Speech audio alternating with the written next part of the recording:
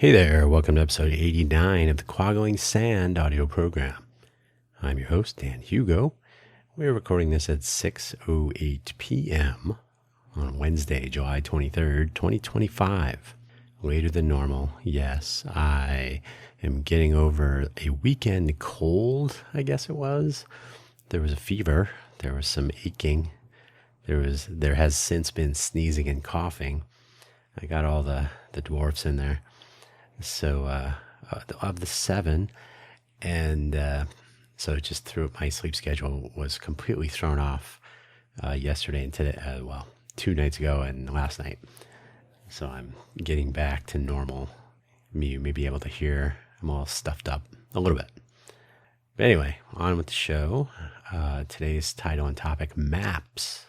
If you're new to the Quaggling Sand audio program, you may not know this. The technical term for what you probably refer to as pins and needles is actually quaggling sand. It's the return of circulation to maybe a limb, like an arm, a hand, a foot, a leg. If you've been laying on, sitting on, been in a funny position, maybe you got into a good book while you were using the restroom. Suddenly your feet are numb, your legs are numb. When the circulation returns, you may call it pins and needles. Nope, quaggling sand. This is an audio program about stories, tales, recollections, as told and possibly even recalled by me, your host, Dan Hugo. They're true, or to the best of my recollection anyway, and hopefully they will be useful or interesting. I don't see any guests for this audio program, but who knows? There haven't been any so far. So episode 89. Hopefully wherever you found this up. Yeah, so I said the 23rd. Yeah, okay. Date, we're good. It'll be published today, so the 23rd. I doubt you're going to be listening to it immediately, so I probably haven't left anyone waiting. If I have, I'm sorry. We'll get back on a normal schedule once this too shall pass, as they say. Hopefully, wherever you found this audio program, you're able to locate the episode description, which contains the show notes. Part of that is the summary, which I'll read to you, and the links. I may actually change them, so I don't know how much of this I'll read. I guess I'll read them. There have been some changes, or additions, I suppose you could say, to how to find my 2 coffee programs. But we'll get there in a second. So let's get started so we can get finished. The summary of today's episode. I was always fine with folding maps. The Thomas Guide, if you never had one of those, you missed out. And even less formal, sometimes less precise maps to get around. Maybe writing something on a piece of paper or printing out a fragment of a map if you have a printer handy. But GPS and our mobile devices have been a bit of a game changer for me and I think everybody else. I think they've really caught on.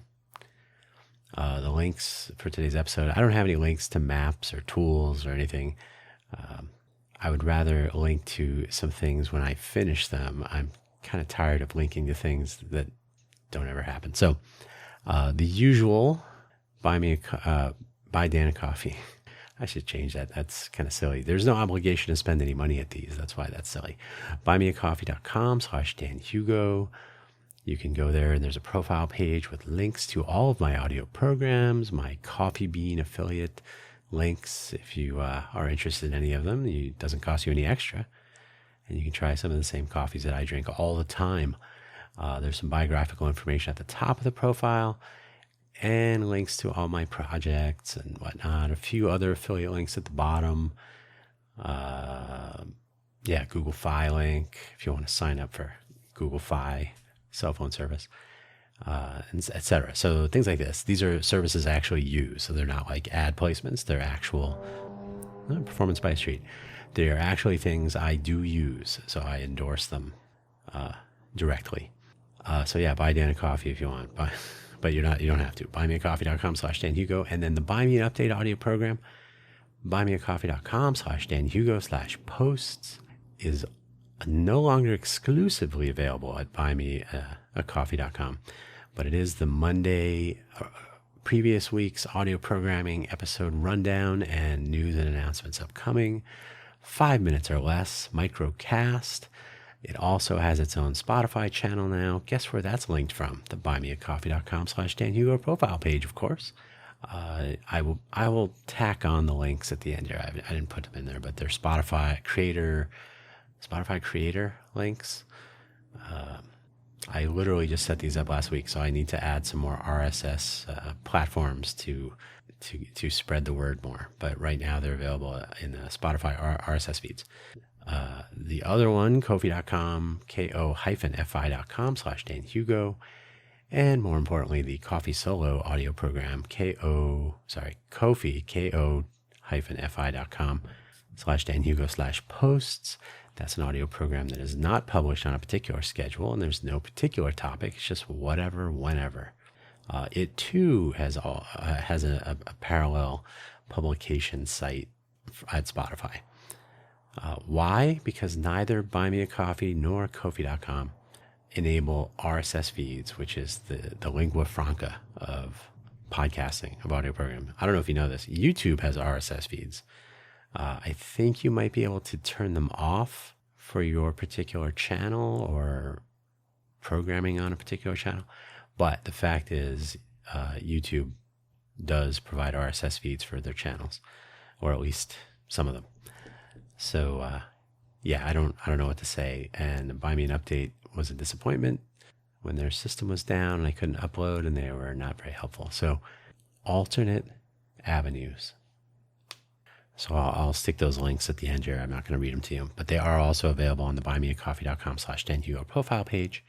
I call them out specifically. I think they're alt feeds or something. So that's that. Let's get started so we get finished. Well, of course, the maps. What?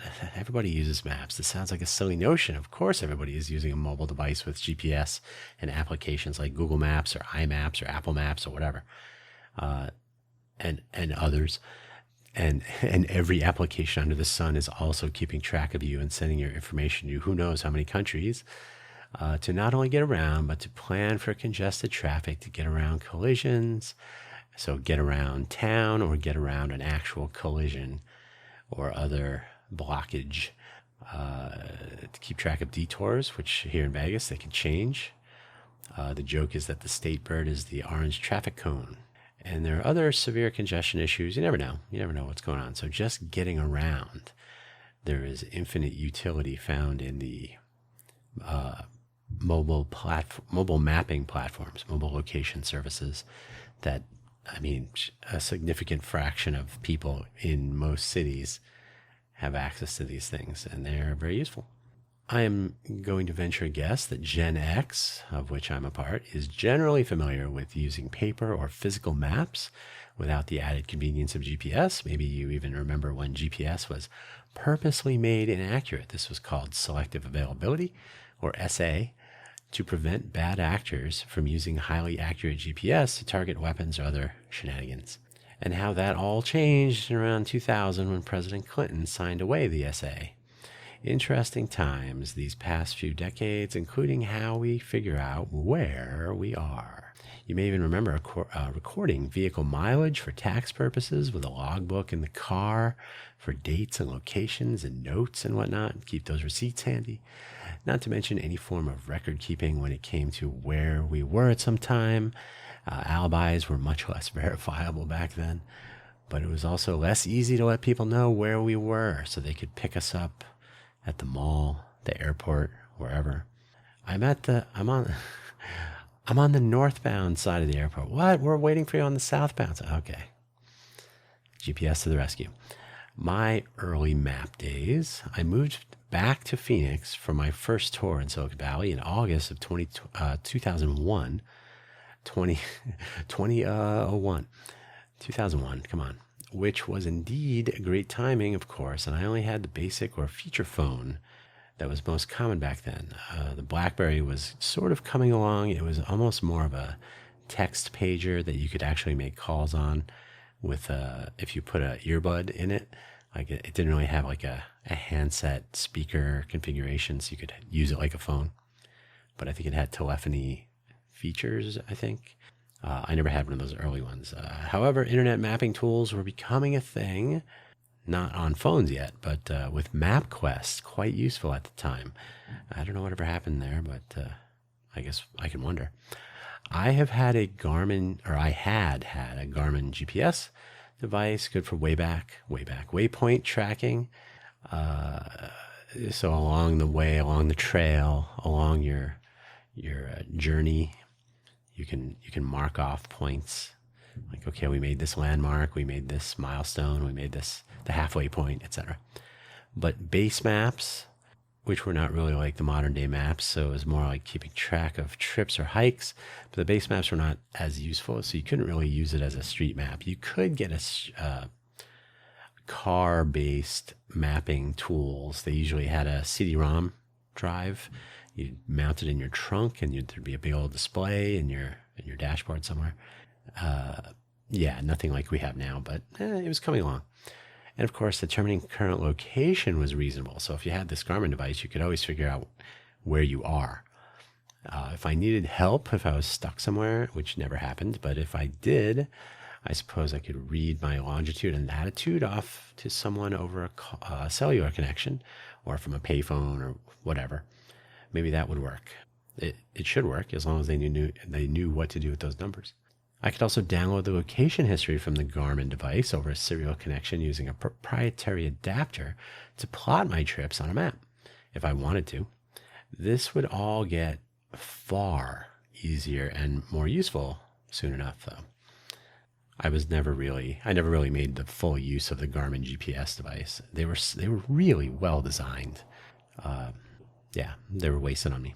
Honestly, despite my use of the GPS unit during that time, I didn't carry it with me all the time and whatnot, but like a camera, if you're not carrying a camera all around all the time, you don't get some of those shots. So now the world has changed just on those facts alone, that you always have a camera and a live GPS unit on you at all times. All manner of trouble can ensue.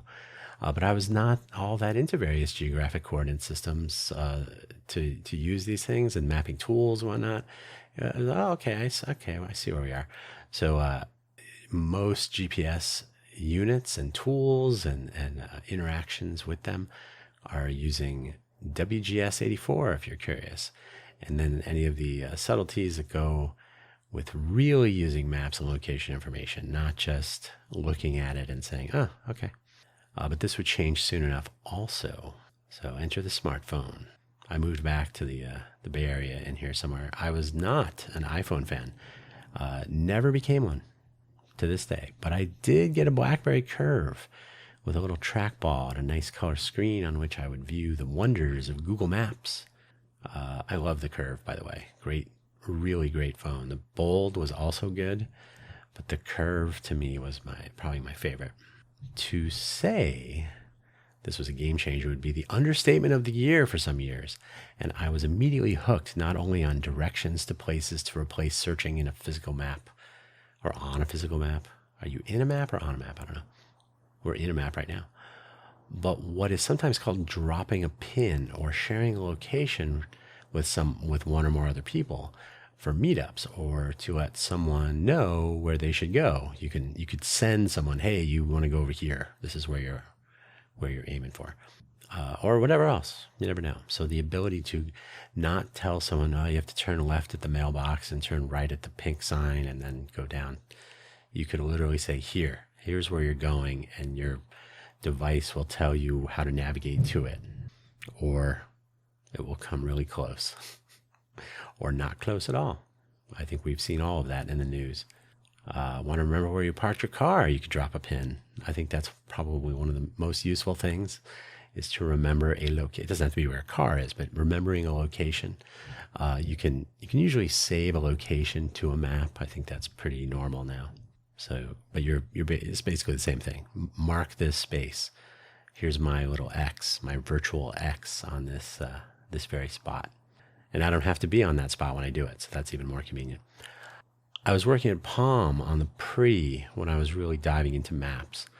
Not only because we had to have maps and everything else working on the pre, everything just had to work, so sure. But I was also just discovering food trucks around this time. And these were the days when geotagging things like tweets on Twitter was an actual thing. People could actually associate a tweet with a location on a map. And Twitter would show the location on, it would show the map and a place mark where the indicated geotag was. And you could do things like pull tweets off of Twitter and plot them on a map so you could see where people were or where they were geotagging their tweets if they were. Kind of interesting. You could kind of see where crowds were, what was going on, what's the news, what are people saying in this area versus that area, etc. Maps and location data were becoming as interesting, useful, and usable as a street address. More, actually. And it would only continue until someone realized that there are gaping privacy and security holes around sharing your information to the world, especially when you are far from home and someone wants to take advantage of that to be much closer to your home, for example. And that famously was the downfall of general use of Foursquare. At some point, several people got robbed around the same time. Thieves are realizing that when you check in another city or a country, you're not home. So all they have to do is know who you are, and they'll just go to your house whenever. Oh, you're letting me know. You're going to let me know when you're heading home. I have plenty of time. I discovered the power of live location sharing while at Palm on the way day. Okay, yeah, I don't know what I wrote there, but it was on way day. I don't know what that means. One day, someone was headed to a meeting somewhere on the peninsula, on the San Francisco Bay Area peninsula. And I could see, because we were sharing location information in Google Maps, I could see I was just in the building. I was in building 3 at Palm, so no biggie, but I could see that they were heading in the wrong direction, which is, in some sense, you're like, oh, why are you going? No, you have to wait. I can just send them a text and say, no, go the other way. Quick text message, and I could literally see on the map that they had corrected their navigation. So, okay, mission accomplished. So useful. How cool was that? Really? I mean, how cool is that in general that you can affect these changes so effortlessly at this point? In that same time frame, the guy who did the Mac bong startup sounds, I've mentioned it before, Jim Reeks. I used to know him. I haven't talked to him in a decade or more, probably more. He was trying to convince me. I was talking to him at the coop, the chicken coop. Is it the chicken coop or just the coop? I can't remember. I think it was the chicken coop in downtown Campbell, California. He was trying to convince me that Google Maps was worthless, and he didn't see how that would be a valuable business in any way for Google. Now, he clearly had not connected mobile phones with location information that could be derived from that mobile phone. I wasn't thinking in terms of privacy concerns, which is a huge problem in general. But I said, do you know how valuable it is to have accurate location information and then to be able to use that in a useful way that's completely easy to understand? And, he didn't get it. To this day, I don't know. Maybe you should have stuck to the bong. Even I am not that wrong when I am wrong. So it still makes me laugh. Anyway, we're going to get here eventually. Food trucks. It turns out that they have a problem. Because they are not always in the same place tomorrow or next week as they were today, how to find them. I'm not kidding. The two most common questions, now this was many years ago, I think people have figured it out by now, but when I was getting into this and I was interviewing countless food truck customers and owners and trying to get a handle on how this marketplace worked and how the communications didn't always work, because it's essential that your customers know where you are, because you're not going to be here. So the two most common questions are you going to be here next week or tomorrow, right? Are you going to be here on a periodic basis here where I have found you for the first time? So that was probably the most common question. And then the follow-up, because usually the answer was, no, probably not. Maybe we're in a 2-week rotation, or we come back here once a month. There's some variation on a specific answer, but generally speaking, the second question would then be, well, how do I find out where you're going to be? And at the time, people were not really publishing where they were going to be. They were only tweeting where they are. So if you're the organizer of a food truck event or something, you would say, hey, we're going to be at the Big Five parking lot, or the elementary school fundraiser. So they would have a location and a time, and they'd put a flyer out of some sort of digital flyer posted on Facebook or obviously Twitter, and a list of food trucks and whatnot. But there was really no integration of sharing this specific location information and calendar information with people. So there's work to be done. But Twitter was a key tool in reaching customers in search of a mobile vendor. So I was developing my food truck tools because, again, I was hooked. I implemented a way to it wasn't really magical. I was just using the API for Twitter, which is long since gone. I implemented a way to geotag a tweet for a future event so that if someone was curious about next week's location, they could tap on the tweet, and you could tweet that tweet anytime you want. So, hey, next week, catch us at this map location, and then someone could check. You could tweet that every day until the day arrived. So you'd always be providing people specific location information, making you easier to find. So, of course, they got rid of that feature. Twitter. A lot of utility goes away for some reason. I'll get into Google Maps in a second. Along my journey, I learned a ton about, literally a ton. I was kind of blown away with how much Google had actually done. So, they get some kudos for that. The Google Street View, they used to enable you to put images into the Street View so a person could look at a Street View and see. So I would put like a picture of a food truck in the Street View. So even if the Street View was not taken while the food truck was there, but if I knew where the food truck was going to be, I would place a photograph of the food truck in question at their proper location in the Street View. And I would show this demo. I'd say, here's Street View, and I'd be at the location where the food truck was. And I would scroll so that the car, whatever the thing is moving along the street. And then I would turn as if I'm the driver and I'm looking into the parking lot. And I'm like, and there you are. The look on their faces was amazing. It was great. So I learned that kind of stuff. Like, it's not even eye candy. It was 100% practical. Like, I don't know if you know this, but map locations, when you enter an address, are postal address locations, right? So the post office knows where the building is. But if you're a food truck, or if you need to get to a particular entrance of a building, or if you need to be someplace in a parking lot or somewhere near a building, if you give an address, the map location will be almost always not as useful as if you can just give a specific location, like drop a pin. Like, we will be parked right here behind the building. That's a good one because people don't know where to look. I came there and you weren't there. Yeah, you had to go around the building. We were on the other side. So these are the kinds of things you can actually solve now with the tool in your pocket. You can draw on the screen, hey, we're over here. And that information gets shared out to the world. And I had implemented that. So it's absolutely simple to do and nobody does it. I don't know why. What else? Oh, the keyhole markup language. Totally amazing. KML, if you ever hear of KML files, you can view them in Google Earth. That became the lingua franca of map tools, or map markup to pass between map tools. How about that? So I need to pass a folder of place marks and polygons to describe where a food truck event will be, and then where each of the food trucks will be parked within the region of the event, the polygon. And then I want to have a little information pop up for each food truck, and there's a picture that's the place mark.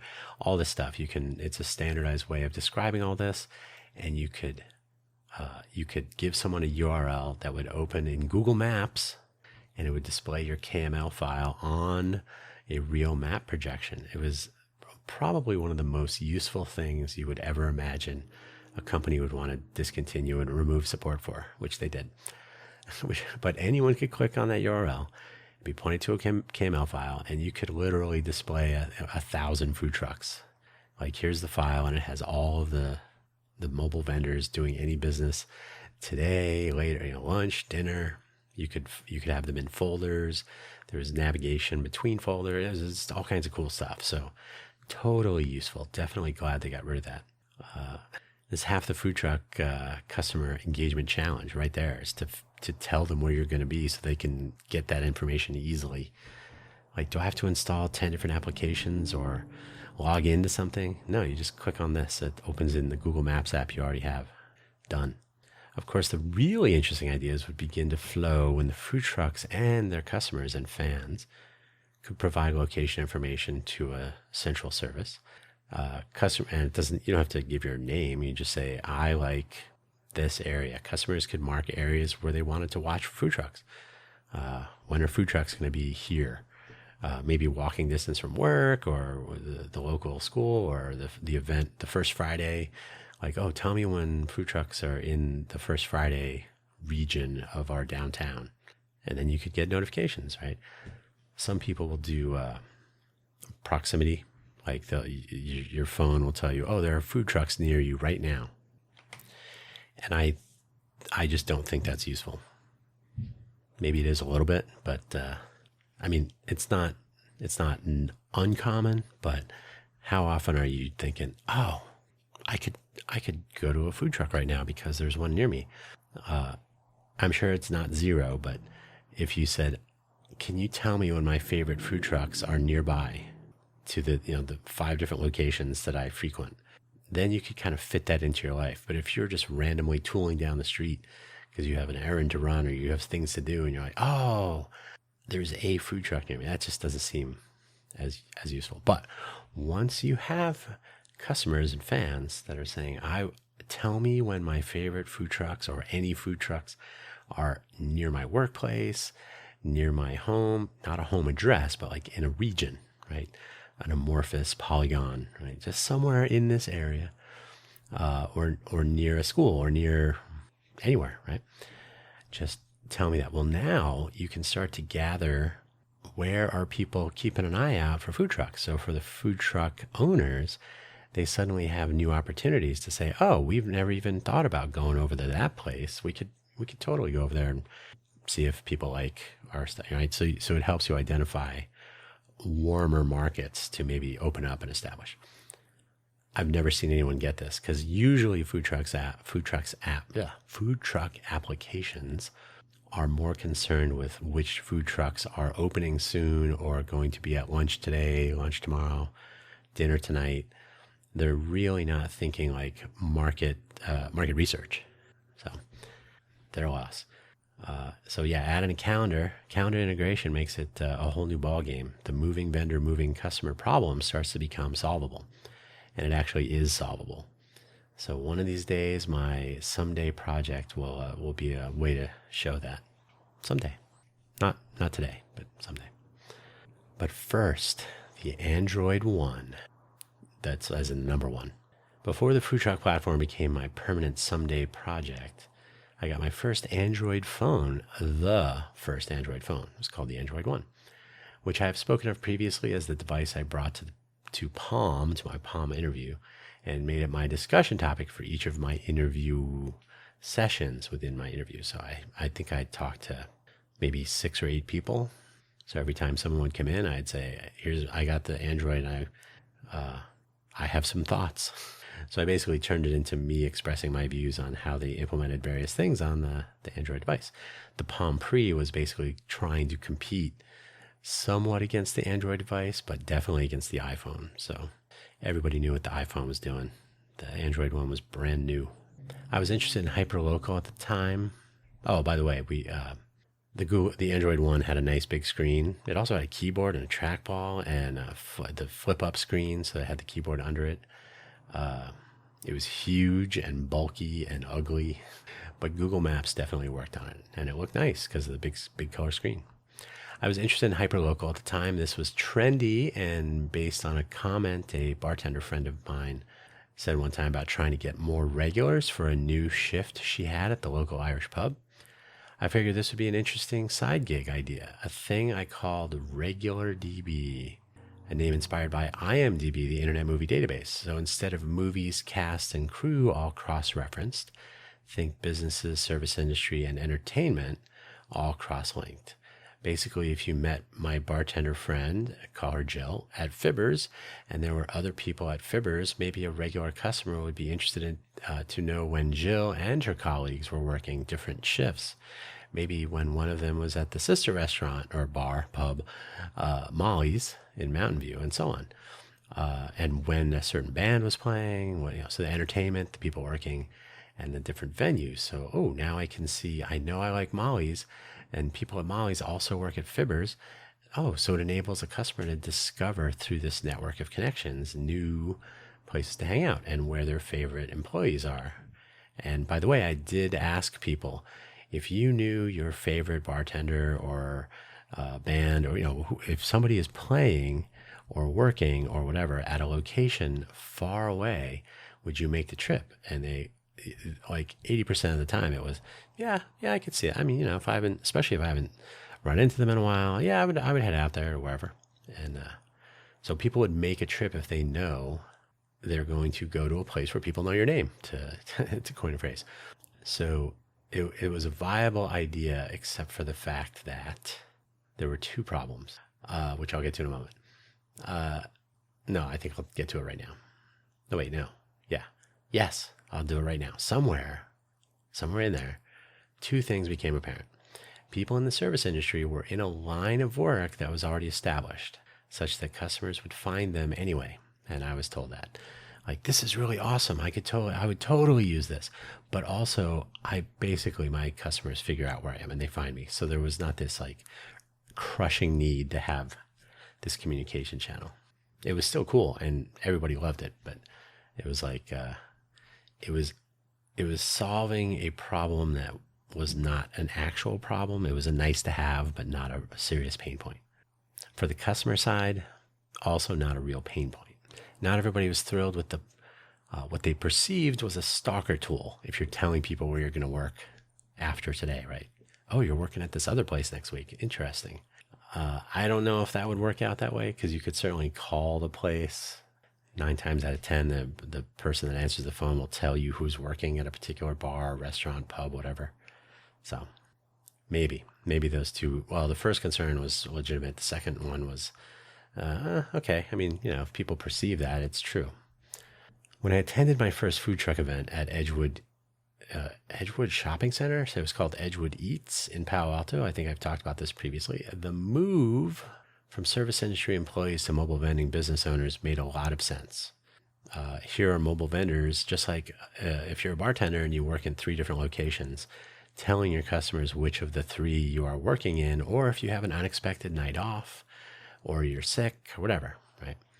To be able to communicate that to your regular customers, it's a customer service thing, and it's probably appreciated, and there would be some value there. But ultimately, again, customers find me, and it's not but if you're a mobile food vendor, if you're the owner of a food truck, you are made or broken.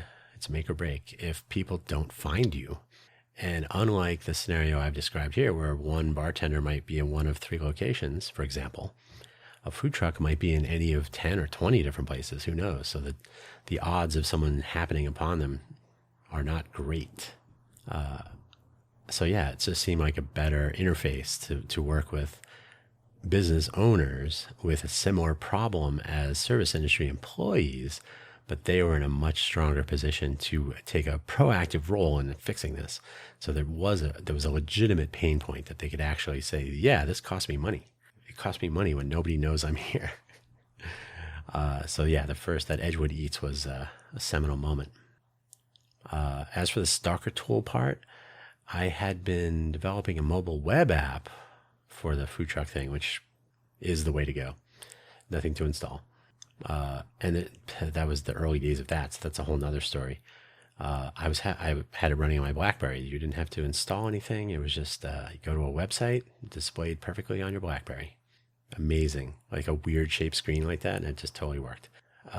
So I worked on BlackBerries and other types of devices. There was no iPhone yet, but that would come soon. Now that I had my Android One, though, wait, the the iPhone had come out shortly after this. So as I was working on all this stuff, the iPhone was coming onto the scene. Anyway, it would work. It was fine. Mobile app development when iPhone had an app store, the iTunes store, and all that. I digress. The Stalker tool. So I had been developing a mobile web app before there were really such a thing, but for my Android One, I was going to try to use the Android software development kit, which was based in Eclipse, the Eclipse IDE. And I was going to write an app, and it was going to be in Java or whatever they called it. And it was going to run natively on the Android device. My first app idea was called Nookie Map, or an anonymous location announcement tool. No names, just age ranges, genders, me, and what I am looking for, you and what you're looking for. So if I'm 20 and I'm looking for someone between 18 and 24 or whatever, if I'm 100 and I'm looking for somebody between 80 and 120. So, and gender preferences. And so just a few things, because the idea was to not locate one person before you actually meet them. It was to shift the odds. Look at the Nookie map and see where people I might be interested in meeting and who might be interested in meeting me based on these very, very simple, very coarse criteria. Where were they to be found? In the greater number, maybe the greatest numbers. That's all. No pictures, no nothing. No stalking, no looking people up by name. In fact, you really ideally wouldn't even say, yeah, I was in there. You wouldn't point to one of them and say, and there was no way to like follow someone or, so electronically you could follow them in real life. But the take home was you were really just providing some intelligence up front. Like, oh, tonight, the people that I might actually be able to make a connection with who would be interested in connecting with me are over there. So instead of going to the movie theater or the pool hall or the pub or the coffee shop, I'm going to go to the bookstore or where the band is playing tonight or whatever, right? So it gives you some idea where you might run into somebody who might want to run into you. So that was it. Yeah, no pictures or anything. Merely tilting the odds slightly and relying on normal human interaction otherwise. It's essentially tipping the odds enough. It's like adding the 0 or the 00 or the 000 on a roulette wheel. That has an impact on the odds. Every little bit helps or hurts. But food trucks took my attention. So Nookie Map kind of took a couple of decades of pause. I still think it's viable. If I work on a platform for the greater Vegas area, maybe I'll try it out as a module. As you may have heard, I got into some world travel while I was working for Intel. And it was many years later, of course, but maps are always available now. Foursquare has, at the time, has made it fun to let everyone know when you're not at home with your valuables. And everybody is capturing every bit of location data they can behind the scenes. Geotagging social media posts has fallen out of favor somewhat. Just the city or venue, please. No coordinates. We don't need your stinking map coordinates. So now you're entering San Francisco or the Oakland Coliseum. You're not entering. You're not tagging a GPS point. So it made everything more human friendly, but ultimately slightly less useful. Only slightly. I mean, you can do a lot with a venue. The city is a little bit less useful, but what are you going to do? There were still some nice vertical applications, though, for location and so on, and world travel was one of them. So yeah, the Foursquare thing. I literally, I can't remember exactly when it was, but yeah, when those headlines started hitting where they figured it out. You're announcing that you're not home to the world. You probably had your lights on a timer, but when you got on a plane to go to France and you left your home locked up with the lights turning on and off and all that, but you just told everybody you're not home anyway. So interesting times. There's a time and a place to tell everyone where you are, like after you're back home. Hey, look, I'm in Paris last week. I've described my first trip to Dublin in a previous episode. I did a whole episode about my first trip to Dublin. And then I lacked a 3. 3 is their local, or was, I don't know if it still is, their local It's kind of their local T-Mobile. So I locked a threesome for a few days. So I basically had no mobile access to guide me on my first outing downtown. It was the first weekend I was there. With all of my travel that would follow, I got into the habit of checking into airports, only airports, on Foursquare, so that I could keep track of which airports I had been to and all that. So it was just for my own entertainment and keeping track of my various pedestrian outings in a variety of cities. And by the way, I don't think I was friends with anyone on Foursquare, or so it wasn't immediately obvious that it was me. So I wasn't telling everyone I was at home. Anyway, so using GPS and just knowing, I was over here and I was, and by the way, when you're in an unfamiliar city in a new country, being able to get some sort of direction information like, oh, okay, my hotel's over there. I stayed at the North Star, which is no longer, they've been purchased and renamed, but it was right by the Connolly train station. So I walked during the day, and then at night I said, oh, I'm not exactly sure where I am. The landmarks are darker now. But yeah, being able to navigate in an unfamiliar city, suddenly maps become even more valuable. And then keeping track of where you are. So where was I 2 weeks ago when I was, oh yeah, here it is. Yeah. Making flights, getting to hackathon locations, making flights as in I'm over here, the airport's over there.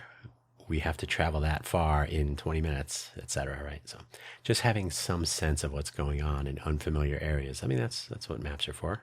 So making flights, getting to hackathon locations. Here again, I wasn't always sure where I was going, but I'm about to be awake for 50 hours. I got to know where I got to do that. Getting to meetings in general, again, in unfamiliar locations. Figuring out where my hotel might be.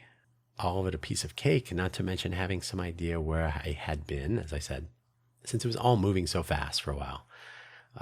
I think I've mentioned this before. I woke up in a hotel in Toulouse, France. I was laying on the bed. I was looking at the ceiling, and I said, I'm in France. Okay. I'm in Toulouse. Okay. So that means it's, whatever. So I kind of had to reset because I was just so tired. I was traveling all the time. So yeah, the ability to very quickly and adeptly get to places, right? Where am I? Where do I need to be? What's the distance? How long is it going to take me to get there? And then over the years, it's only become better and better, more easier, but more tools to make it easy to do things like ride share or getting a taxi or getting a Lyft or an Uber or a Halo or whatever it is. Food delivery or obviously locating restaurants and grocery stores and whatnot. So all these things have evolved so much and has made world travel almost as easy as walking down your own street in your own neighborhood. Almost.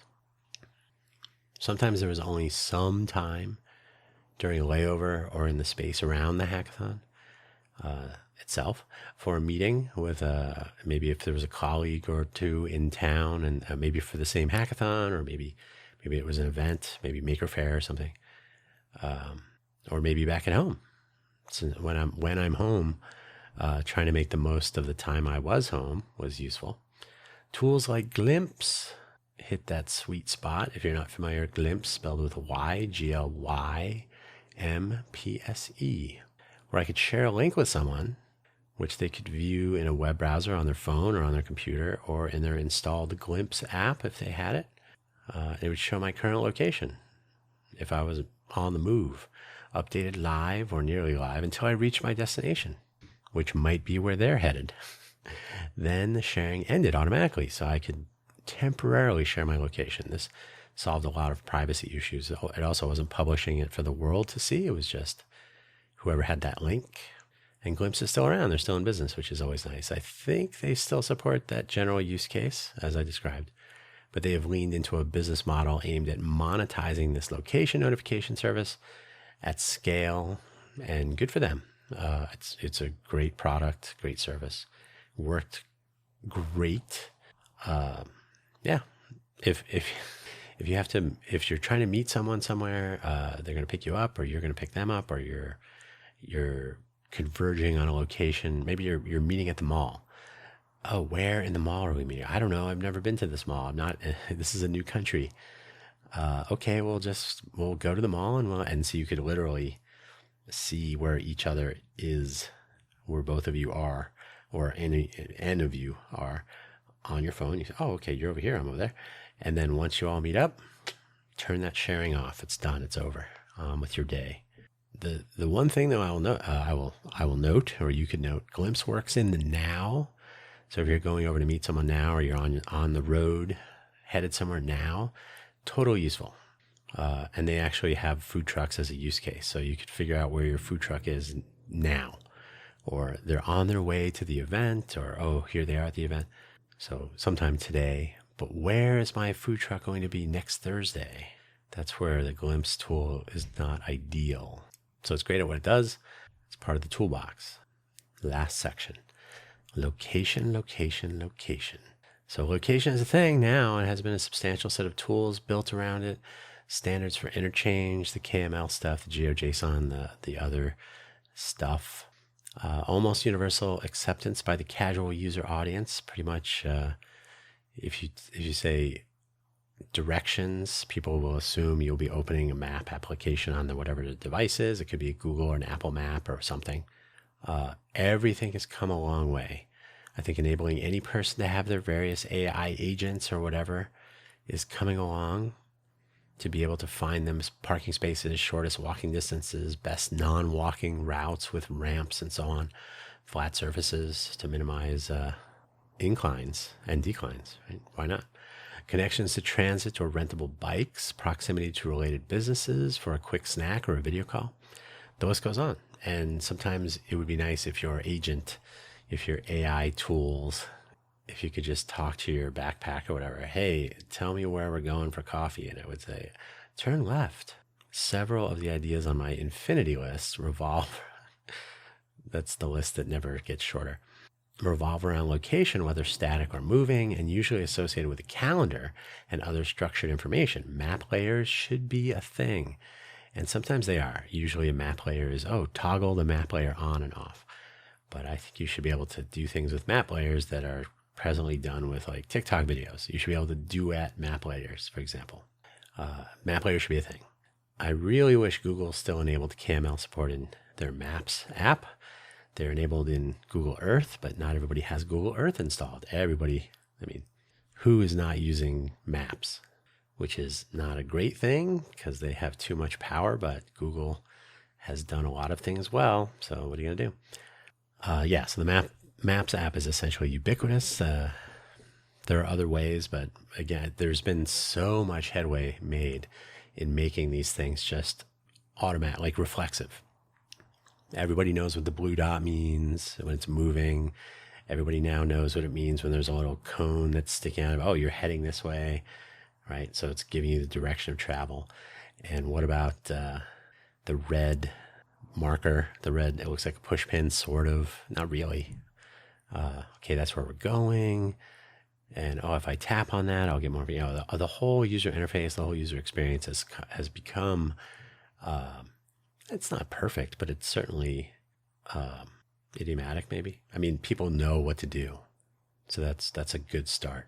Much like calendars, and maybe also much like structured semantic data, the utility of real location data, whether it's KML or GeoJSON or a particular schema with relevant location data in it, is often underappreciated by the casual user, although AI tools will probably be able to make far better or more predictable use of these various types of data to provide some services to people in yet better ways we may not even have thought of. Ironically, we can barely guess where all of this is headed. Hopefully you see what I did there. Maps are cool, like I've suggested. There's so much software, so many tools, methods, protocols, numbering systems, obviously satellites. There will be some GeoJSON. There will be some GPS, global positioning system. There will be the next generation, because GPS is vulnerable to running into a Starlink satellite or getting blown up by an adversarial aggressor. So who knows? And that would throw the world in turmoil. So alternates to GPS doesn't change the fact that knowing where you are, where you're going, and being able to associate that information not only in the now, but in the future, or have a record of it in the past, will only become more and more useful. I think this stuff is very interesting, even exciting, how far we've come. That's all I have to say for now. This went probably 20 minutes longer than I thought. So hopefully you found this interesting. If not, I'm not going to tell you where I am, so you cannot come and bother me. That's all I know. I'll pick this up next week. But don't forget to listen to all the other programming that happens. Tomorrow is FFS Talk. And there's always, every day is a new audio program. You never know. Take care now. Bye-bye.